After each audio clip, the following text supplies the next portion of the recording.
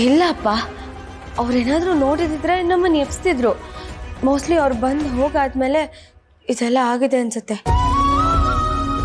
ನನಗೆ ಅವಾಗವಾಗ ಮಧ್ಯರಾತ್ರಿ ಎಚ್ಚರ ಆಗೋದು, ಆದರೆ ನಿನ್ನೆ ಯಾಕೋ ಎಚ್ಚರನೇ ಆಗಲಿಲ್ಲ. ಅಷ್ಟು ನಿದ್ದೆ. ಇದನ್ನೇ ವಿಧಿ ಅನ್ನೋದು. ಆಗಬೇಕಾಗಿರೋದನ್ನ ಯಾರೂ ತಪ್ಸಕ್ಕಾಗಲ್ಲ. ನೋಡ್ ಜಾನು, ನೀನ್ ಇದ್ರ ಬಗ್ಗೆ ಜಾಸ್ತಿ ಯೋಚನೆ ಮಾಡಬೇಡ. ನಿನ್ನ ಆರೋಗ್ಯದ ಬಗ್ಗೆ ಯೋಚನೆ ಮಾಡು. ಹೌದು ಮಗಳೇ, ನಿನ್ನ ತಾಯಿ ಆಗ್ತಾ ಇರೋಳು. ಆಸ್ಪತ್ರೆ ಮನೆ ಅಂತ ಹಿಂಗೆ ಓಡಾಡ್ಕೊಂಡು ಟೆನ್ಷನ್ ಮಾಡ್ಕೊಳ್ಳೋದು ನಿನ್ನ ಆರೋಗ್ಯಕ್ಕೆ ಒಳ್ಳೇದಲ್ಲ. ನಿನ್ನ ಹೊಟ್ಟೆಲ್ ಬೆಳೀತಾ ಇರೋ ಮಗುಗೂ ಒಳ್ಳೇದಲ್ಲ ಮಗಳು. ಏನಿದ್ರು ನಾವೆಲ್ಲ ಇದ್ದೀವಲ್ವಾ, ನಾವೆಲ್ಲ ನೋಡ್ಕೊತೀವಿ. ನೀನು ಆರಾಮಾಗಿರು, ಆಯ್ತಾ? ಹೀಗೆಲ್ಲ ಆಗಿರುವಾಗ ಹೇಗಪ್ಪ ಆರಾಮಾಗಿರೋಕ್ಕಾಗುತ್ತೆ? ಅಜ್ಜಿ ಯಾವಾಗ ಮೊದಲಿನ ಥರ ಆಗ್ತಾರೋ ಅಂತ ಅನ್ಸ್ಬಿಟ್ಟಿದೆ. ನನ್ನ ಮನಸ್ಸೆಲ್ಲ ಇನ್ನೂ ಆಸ್ಪತ್ರೆಯಲ್ಲೇ ಇದೆ. ಅವ್ರಿಗೆ ಯಾವಾಗ ಪ್ರಜ್ಞೆ ಬರುತ್ತೋ, ಯಾವಾಗ ನಮ್ಮೆಲ್ಲರ ಜೊತೆ ಮಾತಾಡ್ತಾರೋ ಅಂತ ಅನಿಸ್ತಾ ಇದೆ. ಈ ಯೋಚನೆನೇ ಬೇಡ ಅಂತಿರೋದು ಕಣೆ. ನೋಡು, ಇಂಥ ಪರಿಸ್ಥಿತಿನಲ್ಲಿ ನೀನು ಜಾಸ್ತಿ ಟೆನ್ಷನ್ ತಗೊಂಡ್ರೆ ಅದು ಮಗು ಮೇಲೆ ಪರಿಣಾಮ ಬೀರುತ್ತೆ. ನಾವೆಲ್ಲ ಇದೀವಿ ಅಂತ ಹೇಳ್ತಿದೀವಲ್ಲ, ನೀನು ಆರಾಮಾಗಿರು. ಹೌದು, ಇಂಥ ಸಮಯದಲ್ಲಿ ನಿಮ್ಮ ಧೈರ್ಯವಾಗಿರಬೇಕು. ಅಜ್ಜಿಗೆ ಏನಾಗೋದಕ್ಕೂ ನಾನು ಬಿಡೋದಿಲ್ಲ. ನೀವು ಆರಾಮಾಗಿರಿ. ಸರಿ.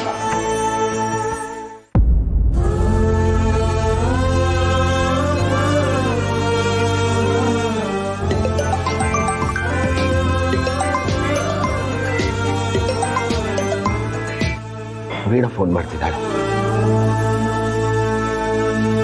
ವೀಣಾ, ಹೇಳಮ್ಮ.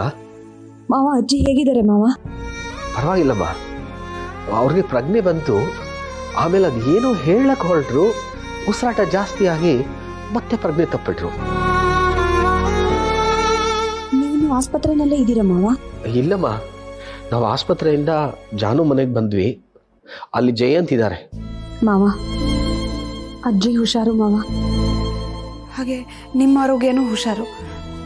ಅದು ನಾನು ಆಗಾಗ ಫೋನ್ ಮಾಡಿ ವಿಚಾರಿಸ್ತಾ ಇರ್ತೀನಿ, ಏನು ಅನ್ಕೋಬೇಡಿ. ಸರಿಯಮ್ಮ. ವೀಣಾ, ನಾನು ಫೋನ್ ಮಾಡಿ ಹೇಳೋ ತನಕ ಅಮ್ಮನ ಬಗ್ಗೆ ಲಕ್ಷ್ಮಿಗೆ ಏನು ಹೇಳ್ಬೇಡ.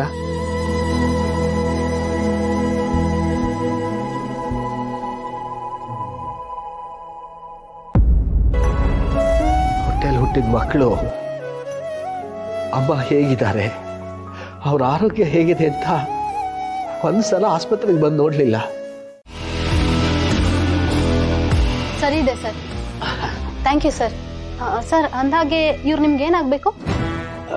ಇವರು ನನ್ನ ವೈಫ್, ಅಜ್ಜಿ, ಅಂದರೆ ನನ್ನ ಮಾವನವ್ರ ತಾಯಿ. ಓ, ಪರವಾಗಿಲ್ಲ ಸರ್. ನಿಮ್ಮ ನೋಡ್ತಿದ್ರೆ ಸಂಬಂಧಗಳಿಗೆ ತುಂಬ ಬೆಲೆ ಕೊಡ್ತೀರಾ ಅಂತ ಅನ್ಸುತ್ತೆ. ಅವ್ರನ್ನ ಕಣ್ಣಲ್ಲಿ ಕಣ್ಣಿಟ್ಟು ನೋಡ್ಕೋತಿದ್ದೀರಲ್ಲ ಸರ್. ಹಾಗೆ ನೋಡ್ಕೊಳ್ಳದೆ ಹೋದರೆ ನನ್ನ ಜೀವನದಲ್ಲಿ ಕತ್ಲೆ ಕೌತು ಬಿಡುತ್ತಲ್ಲ. ವಾಟ್ ಐ ಮೀನ್ ಇಸ್, ಅಜ್ಜಿ ನಮ್ಮೆಲ್ಲರ ಜೀವನದಲ್ಲೂ ಬೆಳಕಾಗಿದ್ರು. ಈಗ ಅವ್ರಿಗೇನಾದರೂ ಹೆಚ್ಚು ಕಡಿಮೆ ಆದರೆ ನಮ್ಮೆಲ್ಲರ ಜೀವನದಲ್ಲೂ ಕತ್ಲೆ ಕವಿತು ಬಿಡುತ್ತಲ್ಲ ಅಂತ. You are really great sir. ನಿಮ್ಗೇನಾದರೂ ಕೆಲಸ ಇದ್ರೆ ಮುಗಿಸ್ಕೊಳ್ಳಿ, ನಾನು ಇವ್ರನ್ನ ನೋಡ್ಕೊತೀನಿ.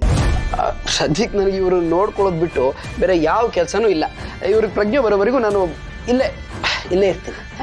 ಹಾಗಿದ್ರೆ ಆಚೆ ಇರಿ ಸರ್, ಪೇಷಂಟ್ಗೆ ಡ್ರೆಸ್ಸಿಂಗ್ ಮಾಡಬೇಕು. ನಾನು ಆಮೇಲೆ ಕರಿತೀನಿ. ನಾನು ಇಲ್ಲೇ ಇದ್ರೆ ನಿಮಗೇನಾದರೂ ತೊಂದರೆನಾ? ನಿಮ್ಮ ಕನ್ಸರ್ನ್ ನನಗೆ ಅರ್ಥ ಆಗುತ್ತೆ ಸರ್. ನಿಮ್ಮ ಪೇಷಂಟ್ಗೆ ಡ್ರೆಸ್ಸಿಂಗ್ ಮಾಡೋ ಟೈಮಲ್ಲಿ ನೀವು ಇಲ್ಲಿದ್ರೆ ಡಾಕ್ಟ್ರು ಏನಾದರೂ ನೋಡಿದ್ರೆ ನನ್ನ ಕೆಲಸಕ್ಕೆ ತೊಂದರೆ ಆಗುತ್ತೆ. ಪ್ಲೀಸ್ ಒಂದು 10 ನಿಮಿಷ ಅಷ್ಟೇ ಸರ್. That's okay.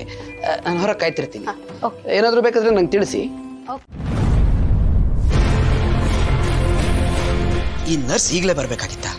ಇನ್ನೊಂದು 10 ನಿಮಿಷ ಲೇಟಾಗಿ ಬಂದಿದ್ರೆ ಅಜ್ಜಿ ಕತೆ ಮುಗಿದು ಹೋಗಿರೋದು. ಹಾಗಂತ ಈಗ ನೀನು ಸುಮ್ಮನೆ ಇರೋದಕ್ಕಾಗೋದಿಲ್ಲ ಜಯಂತ. ಏನನ್ನಾದರೂ ಪ್ಲಾನ್ ಮಾಡಿ ಅಜ್ಜಿ ಕಥೆನ ಮುಗಿಸ್ಲೇಬೇಕು.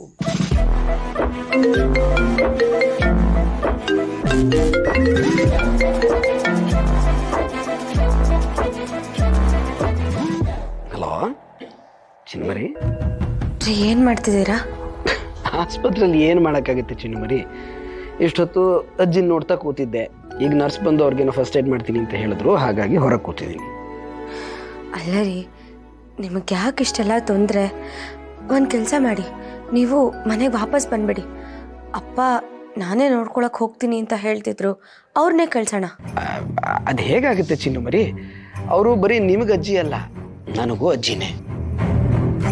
ಅವ್ರು ನಮ್ಮ ಮನೆಗೆ ಬಂದಾಗ ಹೀಗಾಯ್ತು ಅಂದಮೇಲೆ ಅವ್ರನ್ನ ಚೆನ್ನಾಗಿ ನೋಡ್ಕೊಳ್ಳೋದು ನಮ್ಮ ಕರ್ತವ್ಯ ಅಲ್ವಾ ಚಿನ್ನು ಮರಿ? ಆದರೂ ನೀವು ಬೆಳಗ್ಗೆಯಿಂದ ಅಲ್ಲೇ ಇದ್ದೀರಾ, ಇವಾಗ ವಾಪಸ್ ಬಂದ್ಬಿಡಿ, ಬೆಳಗ್ಗೆ ಮತ್ತೆ ಹೋಗ್ಬೋದಲ್ವಾ? ಸಾಧ್ಯನೇ ಇಲ್ಲ ಚಿನ್ನು ಮರಿ. ನೋಡಿ, ಯಾರು ಏನೇ ಹೇಳಿದ್ರು ನಾನಂತೂ ಅಜ್ಜಿನ ಬಿಟ್ಟು ಬರೋದಿಲ್ಲ. ಅಜ್ಜಿ ಪೂರ್ತಿ ಗುಣಮುಖರಾಗೋವರೆಗೂ ನಾನು ಇಲ್ಲೇ ಅವ್ರ ಜೊತೆನೇ ಇರ್ತೀನಿ. ಈಗ ನನ್ನ ಬಗ್ಗೆ ಯೋಚನೆ ಮಾಡಿದ್ ಸಾಕು, ಹೋಗಿ ನೆಮ್ಮದಿಯಾಗಿ ನಿದ್ದೆ ಮಾಡಿ. ನಿಮ್ಗೆ ಅಜ್ಜಿ ಅಂದರೆ ಎಷ್ಟು ಪ್ರೀತಿ ಅಲ್ವಾ? ಇದು ಪ್ರೀತಿ ಅಲ್ಲ ಚಿನ್ನು ಮರಿ, ಭೀತಿ. ಅವ್ರಿಗೆ ಮತ್ತೆ ಪ್ರಜ್ಞೆ ಬರೋದು ನನಗೆ ಮೊದಲು ಗೊತ್ತಾಗಬೇಕು. ಅದಕ್ಕೆ ಈ ಕಾಳಜಿ ಅಷ್ಟೇ. ರೀ, ಏನಾಯ್ತು? ಯಾಕೇನು ಹೇಳ್ತಿಲ್ಲ? ನನ್ನ ಎದುರು ತಪ್ಪು ಮಾತಾಡದ್ನಾ? ಹಾಗೇನಿಲ್ಲ ಚಿನ್ನು ಮರಿ. ಈಗ ನೋಡಿ, ನನಗೆ ಅಂತಿರೋರು ಯಾರು? ನೀವೇ ಅಲ್ವಾ? ಹಾಗಿದ್ಮೇಲೆ ನಿಮ್ಮವರೆಲ್ಲ ನನ್ನವರೇ ಅಲ್ವಾ? ಅಂದಮೇಲೆ ಅವ್ರನ್ನ ಚೆನ್ನಾಗಿ ನೋಡ್ಕೊಳ್ಳೋದು ನನ್ನ ಕರ್ತವ್ಯ ಅಲ್ವಾ? ರೀ, ಈ ನಿಮ್ಮ ಗುಣನೇ ನನಗೆ ತುಂಬ ಇಷ್ಟ ಆಗೋದು. ಎಲ್ಲ ಮನೇಲೂ ಈ ಥರ ಗುಣ ಇರೋಬ್ಬ ಮಗನೋ, ಅಳಿಯನೋ, ಅಣ್ಣನೋ, ತಮ್ಮನೋ ಇದ್ಬಿಟ್ರೆ ಆ ಮನೆ ನಂದ ಗೊಗ್ಗುಲಾಗಿರುತ್ತೆ. ಸಂಬಂಧಗಳಿಗೆ ಒಂದು ಅರ್ಥ ಸಿಗುತ್ತೆ ರೀ. ಸರಿ, ಈಗ ಹೊಗಳಿದ್ ಸಾಕು. ನನ್ನನ್ನು ಹೋಗಿ ಸುಸ್ತಾಗಿದೆ, ಬೆಳಗಿಂದ ಹೊತ್ತು ಕಣ್ ತುಂಬ ನಿದ್ದೆ ಮಾಡಿ. ನಾನಿಲ್ಲ ಅಂತ ಹೆಚ್ಚೊತ್ತು ಎದ್ದಿರಬೇಡಿ, ಗೊತ್ತಾಯ್ತಾ?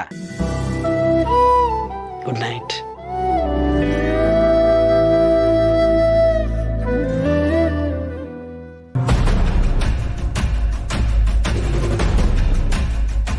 ನಿನಗೆ ನನ್ನ ಮೊಮ್ಮಗಳನ್ನ ಮದುವೆ ಮಾಡಿ ಅವಳು ಬಾಳೆ ಹಾಳಾಗೋಯ್ತಲ್ಲೋ, ಇನ್ನು ನೀನು ನಮ್ಮನ್ನ ಮೋಸ ಮಾಡಕ್ಕೆ ಆಗಲ್ಲ ಕಣ.